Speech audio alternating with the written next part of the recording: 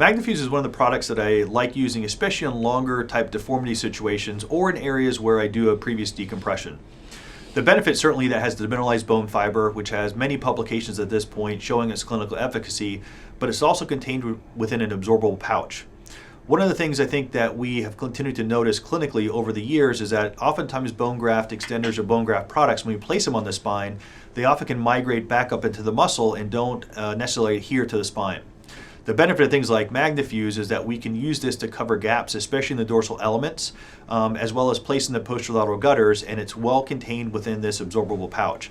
Ultimately, this allows the bone graft to stay where we place it, which helps to achieve good fusion rates.